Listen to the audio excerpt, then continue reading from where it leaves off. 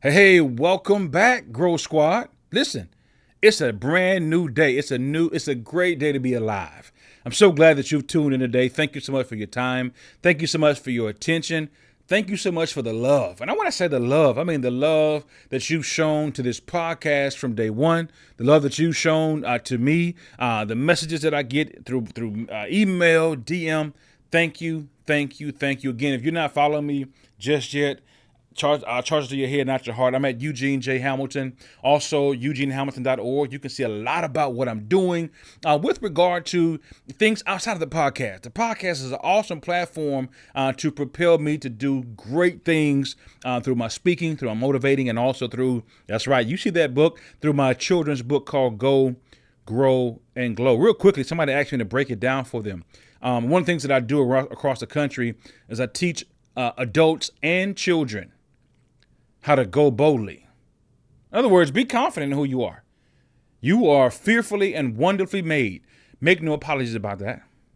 You got freckles. If you got curly hair, straight hair, if you're thick, if you're skinny, if you're dark, if you're light, if you're black, if you're white, whatever it is, whoever you are, you're beautiful. Whoever you are, you're here. You got purpose. Wherever you are, go boldly. Then grow broadly.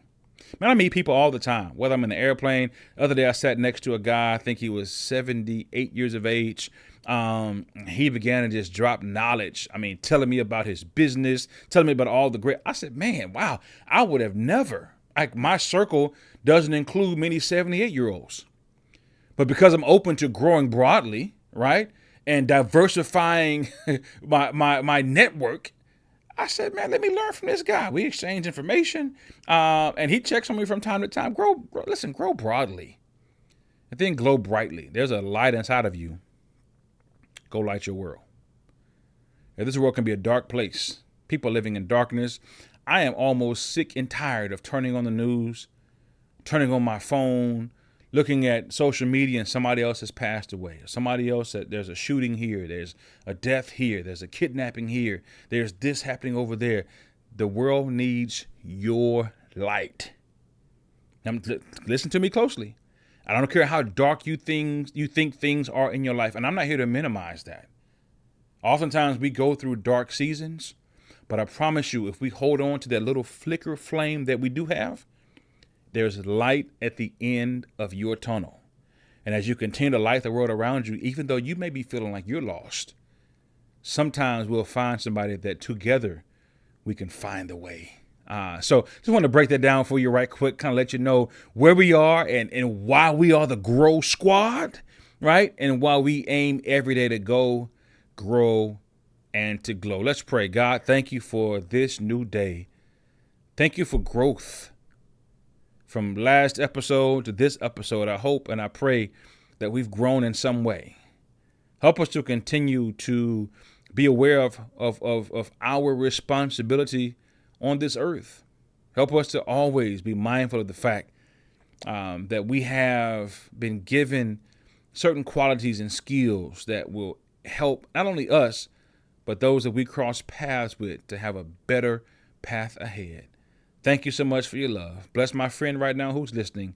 In your name, amen. Today, I want to talk a little bit about key attributes of effective leaders that have to lead under pressure. Now, I know that sounds super fancy, but it's funny because when I use the word leader, the average person checks out. You know why? Because the average person doesn't see themselves as a leader. For whatever reason. Maybe somebody told you that you don't have those attributes. Maybe somebody told you that you need to have a certain job position to be a leader. Somebody may have told you that you need a certain title to be a leader. Let me come against the grain. If you're listening to this podcast right now, you are a leader. If somebody is following you, if you got kids, you're a leader. If you got a niece or a nephew, you're a leader. If there's somebody that knows less than you on your job and they always asking you questions, even though y'all got the same title, you're a leader. I don't care where you are. If you're over a Fortune 500 company, yeah, right. If you're CEO, you're a leader. We know that full well, but not just by your title. The key attributes of leading under pressure and leading well has nothing to do with your paycheck, has nothing to do with your title, and it has nothing to do with your degrees. Let me say that once again. Because oftentimes people get it twisted. Because I've seen people that have the big car, have the big check, have the big title, but they cower when it's time to lead. I've seen people who have the title, who have the position, who've got the degrees, but look, somebody around them is leading, not them. And sometimes it pains my heart to see individuals who have to step into a role or who have to assume a position and don't have the role. They have to assume the position, but don't have the title. They have to assume the position, but they're not getting the paycheck because somebody who is ahead of them, is supposed to be leading them, is not leading well. Not only are they not leading well, but you do know this as well as I know this, that your true colors show when you have to lead under pressure. I mean, when the stakes are high, when the clock is ticking, we find out who you really are. When you've got a deadline, we find out who real leaders are. And I want to give you some key attributes that you can cultivate, you can build, you can develop, even if you weren't naturally born with them. So here it is. One of the attributes that leaders have that lead well under pressure is they're resilient. They've developed something inside of them, and they've got this bounce back effect like nobody's business. They know how to bounce back from challenging times. You ever seen somebody? We use sports a lot on this podcast. Have you ever been watching a game and you thought to yourself, wow, this team is out of it? The other night, I'm not even really paying close attention to the playoffs because my teams, it's funny, I'll worry about that later on, but my favorite team in the NBA is the Phoenix Suns. And the only reason why is because at some point in my life, and I still do, some people don't, but I really liked his basketball game, Charles Barkley. And we kind of built he's 6'4" though, and I'm only 5'10" and 3/4. But I thought I was going to be 6'4". But I would pattern my basketball game on in the neighborhood after Charles Barkley, so I like the Suns. Nonetheless, the reason why I'm not paying close attention to the playoffs, because the Suns are at home. They're not in the playoffs. But the other night I caught a glimpse of a game, maybe it's been 2 weeks ago now, between, was it the Knicks and whoever they're playing? Whoever they're playing in the playoffs, right? And we thought the game was over. They came back and had this 18-0 or 21-0 run, and I was like, man, we counted them out. That's a resilient team. They were down. People may have started leaving the stadium. People were thought that the team that they were rooting for, they didn't show up for them, but they bounced back. Resilient leaders. Even now during this time where your workforce and staff, because I work with a lot of institutions right now who is dealing with budget cuts and their staff is being downsized. Resilient leaders have something in them that gives them what they need to bounce back. And I want to encourage some leader right now who may be going through a difficult time. And I'm using leader. I just used leader in the context of work. But if you're leading at home, all right, there's a single parent who's listening to this podcast right now. You're a leader. All right. Things may not be looking the way that you want them to look right? You may not have all the resources that you know you need and that you deserve. You may not have everything at your fingertips. I want to encourage you to use what you have. I know you've heard that over and over again. I just want to reiterate it. Have you ever seen your grandmother go into the kitchen or your mother go into the kitchen, and maybe you've invited your friend over for dinner and mom is like, why would you do that? I only have dinner enough for the three of us, and you've invited 3 more people, and somehow she comes out of that kitchen and she has enough food and some left over. I mean, she ain't turning the 5 fish, and I mean, she's not turning the fish and the loaves into enough to feed 5,000. That's where I get that 5 from. She's not doing that. But you almost feel like it. You almost feel like she has some kind of superpower. Now she's resilient. You ever had maybe a father figure in the house that is paying all the bills, and every month it seems like there's more month than money, but somehow they get it done. Lights are still on. Food is still on the table. Gas is still in the car. They're resilient. So I want to encourage you, because according to the American Psychological Association, resilient leaders, hear me out, I'm reading this on purpose, I'm quoting it verbatim, maintain a positive outlook and inspire their team by more than 40% during crisis. In other words, when they show people, have you ever been following somebody? You were scared, but they were calm. Have you had that happen to you before? Like, you thought the bottom was going to fall out, but you went to your leader, whoever that person was, he or she is, and you're like, oh man, the fact that they were cool and they knew they were confident that we were going to work it out, that made me kind of fall back and like, why am I stressing? Yeah, that's leadership. Leaders know, even when they don't know, they know how to handle people. They learn how to help people understand that, hey, I got it. Even though I don't have it, I'm going to plug into the right people and figure it out. Which is why, number 2, another attribute that leaders have under pressure is the ability to make a decision without using their lifeline. In other words, leaders, in fact, Harvard Business Review indicates that leaders who can make decisions quickly can improve their team performance by 40%. In other words, there are people that are able to lead others well because they don't allow the storm or the difficulty to cloud their judgment. Now, it may impact it informs their judgment.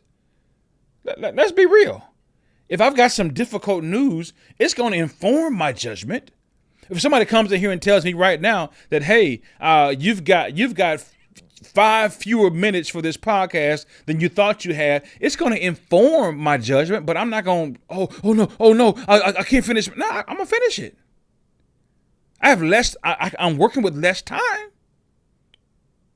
I'm working with fewer minutes, but I promise you, I'm going to get the message across as best as I can. I'm not going to let information that I can't control cloud my judgment. I'm going just to allow it to inform my judgment so that I can then, check it out, operate accordingly.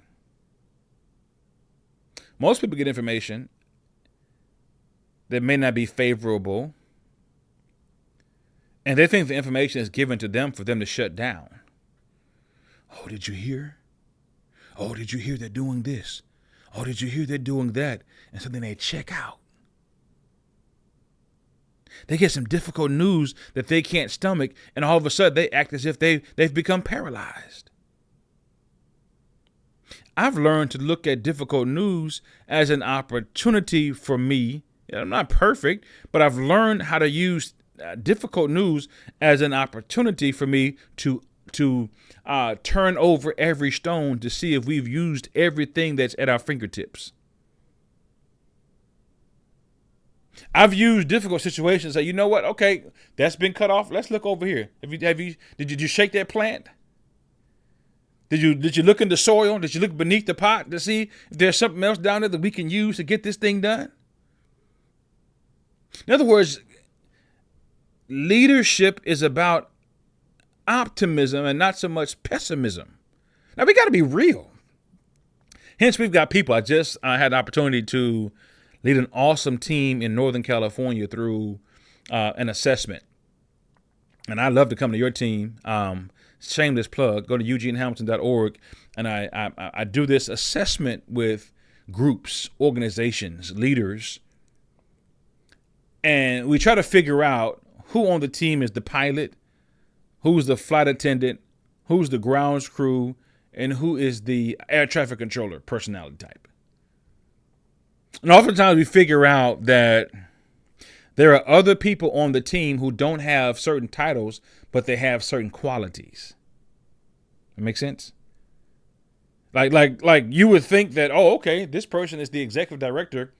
They're a pilot. But sometimes the executive director comes back and they've actually checked out to be the flight attendant. Does that mean that they no longer can be the executive director? Absolutely, they can serve in their capacity. What it's saying is simply that there are other people who also in the room have pilot qualities. And we've got to figure out a way to get them involved and not be intimidated by the information. I'm not thrown off course because, oh, this person has leadership qualities and attributes, and I'm supposed to be the only. No. When leaders figure out that there are other people in the room that can help make their job a bit smoother, they utilize the team, not just under pressure, but at all times. Third thing I want to share with you, a key attribute, last one, that leaders have and that's critical under pressure, and that is the ability to communicate. Not just talk, communicate. Not just use words, get a message across. See, for me, if I can talk to you. I can say it's raining outside. Right? You can be like, okay. Right? I can come to you right now as a leader and say, hey, Johnny, it's raining outside. And you're like, thank you for the information. Or I could be like, hey, Johnny, it's raining outside. I think we should let the team go an hour early to beat the traffic because you know that there are certain parts of town where there's flooding and so forth. Let's see if we can amp up. Let's not take the 15-minute break that we have coming up. Let's let them go an hour early so we'll work through the break so we can leave early. So now it's impacting the fact that, hey, there's something we've got to get done. I'm looking out for you because it's raining outside. I'm looking out for the team. But I'm communicating to you not just that it's raining, because if you hear that it's raining, you're like, okay, cool. We inside under a roof. That's not going to mess up what we got to do for today. But if you're thinking ahead as a leader, you're like, it's not messing you up right now, but on your commute home, it may slow you down. But if we can work through the next break and get out an hour early, you might beat the traffic. Like, oh. So they communicated a vision in real time based on a real reality. I can get with that. Communication skills are so...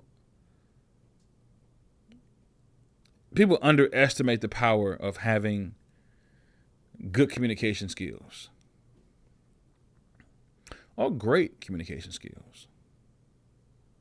I've seen people that don't have very many other skills, but they held a position that, based on their degree, certification, and even experience, they shouldn't have.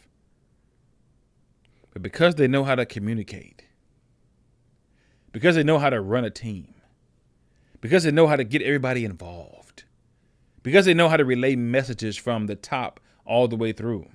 Because they have the ability to connect, they're awesome leaders.